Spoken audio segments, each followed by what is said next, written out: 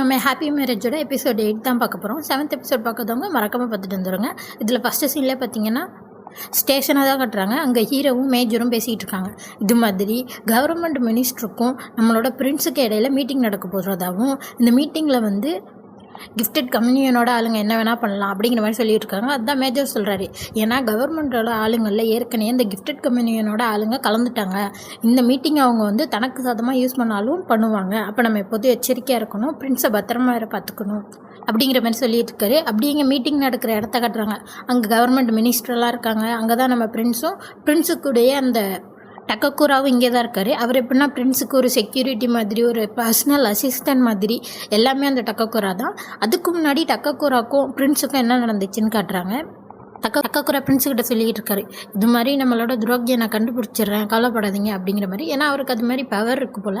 உடனே அதுக்கு பிரின்ஸ் சொல்கிறாரு, அது உனக்கு ரொம்ப கஷ்டம். ஏன்னா வர மினிஸ்டரில் என்னை பிடிக்காதவங்களும் எனக்கு கீழே வேலை பார்க்க பிடிக்காதவங்களும் நிறைய பேர் இருப்பாங்க.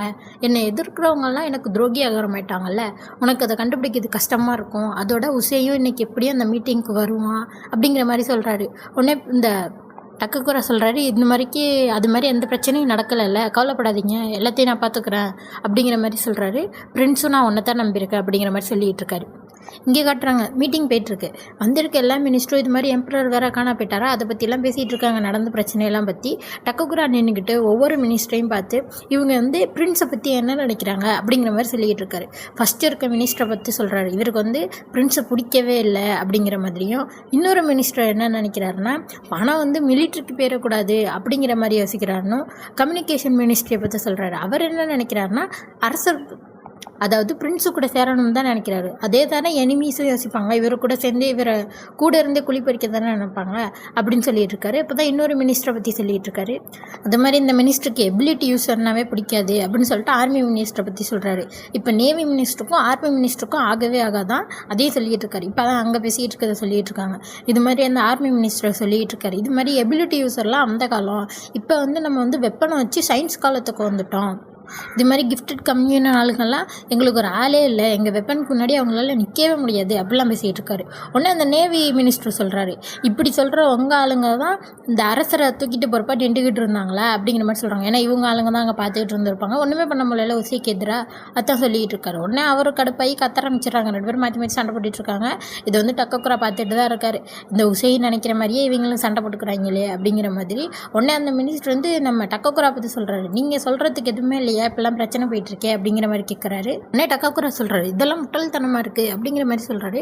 உடனே இன்னொரு மினிஸ்டர் சொல்கிறாரு, டக்கக்கூரா சொல்கிறது சரிதான். அவர் என்ன சொல்ல வர்றாருன்னா, கிஃப்டட் கம்யூனியன் வந்து ஒரு மிஸ்டீரியஸான குரூப்பு, அவங்கள நம்ம எதிர்க்கிறோன்னா நம்ம எல்லோரும் ஒன்றா சேர்ந்து பிரின்ஸுக்கு கீழே வேலை பார்க்கணும் அப்படிங்கிற மாதிரி சொல்ல வர்றாரு அப்படின்னு சொல்லிட்டு அந்த மினிஸ்டர் சொல்லிடுறான். உடனே எல்லோரும் சொல்லிட்டு இருக்காங்க, என்னது நீ அப்படியே சொல்ல வர அப்படிங்கிற மாதிரி குசுன்னு பேச ஆரம்பிச்சிடுறாங்க. உடனே பிரின்ஸ் சொல்கிறாரு, என்னை மன்னிச்சிருங்க, என்னோட பிளான்ஸை சொல்லாமையே எல்லாத்தையுமே செயல்படுத்துறதுக்கு. ஏன்னா இப்போ நான் வெளிப்படையாக சொன்னாலும் எதுவும் நடக்க போகிறதில்ல, ஏன்னா வந்து உசை இதெல்லாம் கண்டுபிடிச்சிருவோம் இல்லையா, அது மாதிரி சொல்கிறாரு. இப்போ நம்ம பண்ண வேண்டியதெல்லாம் நம்ம பாதுகாப்பை அதிகப்படுத்தணும், அதான் நம்மளோட முதல் வேலை அப்படிங்கிற மாதிரி சொல்கிறாரு.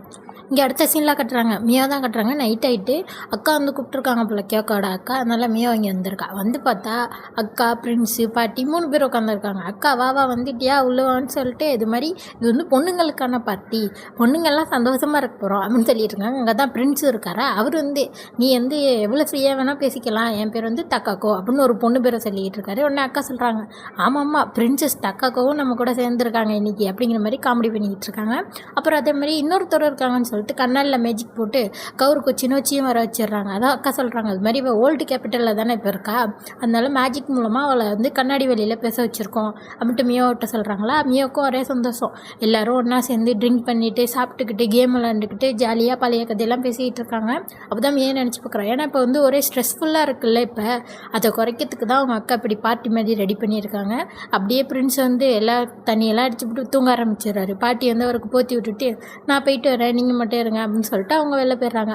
இப்போ அக்கா, மியோ, சின்னோச்சி 3 பேர் தான் பேசிகிட்டு இருக்காங்க. அதே மாதிரி அக்கா வந்து சின்னோச்சிட்டு கேட்குறாங்க, நான் வந்துட்டு ஒன்று கேட்கணும், அது மாதிரி கியோக்காவை பற்றி நீ என்ன நினைக்கிற அப்படிங்கிற மாதிரி கேட்குறாங்க. உடனே அவள் சொல்கிறா, அவரை பற்றிலாம் நான் எதுவும் நினைக்கல, அவர் வந்து எனக்கு ஒரு சீனியர் தான், அவரை நான் மதிக்கிறேன் அப்படிங்கிற மாதிரி தான் சொல்கிறான். உடனே அக்கா சொல்கிறாங்க, நான் என்ன நினச்சேன்னா அவன் ஸ்ட்ரிக்ட்டு தான், இருந்தாலும் அழகாக இருக்கான், சக்ஸஸ்ஃபுல்லான ஆள் போலீஸில், அது மாதிரி சொல்கிறாங்க. உனக்கு செட் ஆகணும் அப்படிங்கிற மாதிரி நான் நினச்சேன் அப்படிங்கிற மாதிரி சொல்கிறாங்க. உடனே இவ சொல்கிறா, சின்னச்சி இது மாதிரி அவர் மேலெலாம் எந்த குறையும் இல்லை, நான் தான் வந்து தள்ளி வந்துட்டேன், லவ்வெல்லாம் இப்போ வேணாம் அப்படின்னு சொல்லிட்டு. ஏன் அப்படின்னு அக்கான்னு கேட்குறாங்க. உடனே இதுக்கு அவள் சொல்கிறா, இது மாதிரி லவ் என்னென்னா ஒரு ட்ரிங்க்ஸ் மாதிரி, நம்ம குடிக்கிறப்ப அது நல்லா தான் இருக்கும், ஆனால் நம்ம குடிச்சிட்டோன்னா நம்ம இழந்துருவோம், அதில் வந்து இன்னொருத்தவங்க வாழ்க்கையை சம்மந்தப்பட்டிருக்கு இல்லையா, அதனால் எனக்கு கொஞ்சம் பயமாக இருக்குது அப்படிங்கிற மாதிரி சொல்கிறா. இது வந்து மியோ கேட்டுட்டு மியோவும் சொல்கிறா, ஆமாம் எனக்கும் அப்படி தான் இருக்குது, உன்னை என்னால் புரிஞ்சிக்க முடியுது, எனக்கும் அப்படி பயமாக தான் இருக்குது அப்படிங்கிற மாதிரி மியோ சொல்கிறா. இதெல்லாம் அக்கா பார்த்துட்டு உடனே அக்கா சொல்கிறாங்க, இப்போ நான் உனக்கு வந்து அறிவுரை கொடுக்க வேண்டிய நேரம் வந்துட்டு அப்படின்னு சொல்லிட்டு மியாவிட்ட என்ன சொல்கிறாங்கன்னா, உங்கள் 2 பேருக்கு தெரியும் தானே எனக்கு டிவோர்ஸ் ஆகிட்டுன்னு, போன சீசனில் காட்டியிருப்பாங்க இவங்களுக்கு டிவோர்ஸ் ஆனதை, அதான் சொல்கிறாங்க. ஆனால் இப்போ நான் அதை கடந்து வந்துட்டேன், ஆனால் முன்னால் நான் ரொம்ப வந்து கஷ்டப்பட்டுருக்கேன், ஏன்டா அப்படி முடிவெடுத்தோம் அப்படின்னு சொல்லிட்டு, ஏன்னா நானும் என் ஹஸ்பண்டும் ரொம்ப நேசித்தோம் 2 பேரும் அப்படிங்கிற மாதிரி சொல்கிறாங்க. உடனே மியா சொல்கிறா, அப்போ நீங்கள் சண்டை வந்து தானே பிரிஞ்சிட்டேன்னு சொன்னீங்க அப்படிங்கிற மாதிரி சொல்கிறா. அதுக்கு அக்கா சொல்கிறாங்க, ஆமாம் சுற்றி இருக்க மக்கள் வந்து பேசின விதம் அப்படி, ஏன்னா வந்து எனக்கும் அவருக்கும் செட் ஆகாது அப்படி மாதிரி மித்த பேர் சொல்லுவாங்கள்ல, அதை கேட்டு இவங்க வந்து டிவோர்ஸ் பண்ணிட்டாங்களாம். இது மாதிரி நம்ம 2 பேருக்கும் செட் ஆகாது அது மாதிரிலாம் சொல்லிட்டு. இப்போ யோசித்து பார்த்தா எனக்கு வருத்தமாக இருக்குது, அப்போ நான் அவர்கிட்ட சொல்லியிருந்துருக்கணும், நீங்கள் மட்டும்தான் எனக்கு இம்பார்ட்டண்ட், யார் என்ன சொன்னாலும் எனக்கு கவலை இல்லை அப்படிங்கிற மாதிரி நான் சொல்லியிருந்துருக்கணும். ஆனால் இப்போ வந்து காலம் கடந்துருச்சு, அதனால தான் சொல்கிறேன், நீ வந்து யாரையாச்சும் நேசிக்கிற, அவங்க ஒன்று விட்டு போகக்கூடாதுன்னா நீ தான் உன்னோட காதலை வெளிப்படுத்தி இந்த ரிலேஷன்ஷிப்பை ஸ்ட்ராங் ஆக்கணும், நீ இதுக்கெல்லாம் பயந்துகிட்டு இருக்கக்கூடாது அப்படிங்கிற மாதிரி சொல்கிறாங்க.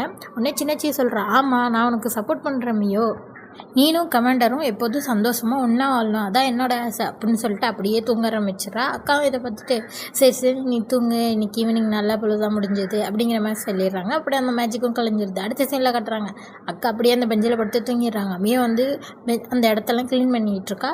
இங்கே பார்த்தா பிரின்ஸ் முழிச்சிடுறாரு, அவர் வெளில நின்றுட்டு நிலாவை பார்த்து ரசிச்சிட்டு இருக்காரு. அப்படியே சொல்லிகிட்டு இருக்காரு, இது மாதிரி குடிச்சு ரொம்ப நாள் ஆச்சு, இன்னைக்கு ஈவினிங் ரொம்ப ஜாலியாக இருந்துச்சு, உன் கூட பேசினதுலேயே எனக்கு ரொம்ப சந்தோஷம் அப்படின்னு மியாவிட்ட சொல்கிறாரு. மியா பார்க்குறா, ஏன் கூட பேசினது இல்லையா அப்படின்னு சொல்லிட்டு. உடனே அவர் சொல்கிறாரு, ஆமாம் என்ன மாதிரியே பவர் இருக்க ஒருத்தர் கூட நான் பேசினது சந்தோஷம், ஏன்னா 2 பேராலுமே ஃப்யூச்சரை பார்க்க முடியும்ல, அதான் சொல்கிறாரு அப்படிங்கிற மாதிரி சொல்லிகிட்டு இருக்காரா. உடனே மியாவும் பார்த்துட்டு வந்து பக்கத்தில் நின்று பேசிகிட்டு இருக்கா. உடனே அவர் சொல்லிகிட்டு இருக்காரு, இது மாதிரி என்னால் கொஞ்சம் ஃப்யூச்சர்லாம் பார்க்க முடியும், இப்படி ஃப்யூச்சரை பார்க்குறவங்களுக்கு என்ன பிரச்சனைனா அவங்க தனிமை கூட சண்டை போட்டு தான் ஆகணும் அப்படிங்கிற மாதிரி சொல்கிறாரு. மியாவும் பார்க்குறா, தனிமை கூடயா அப்படின்னு சொல்லிட்டு.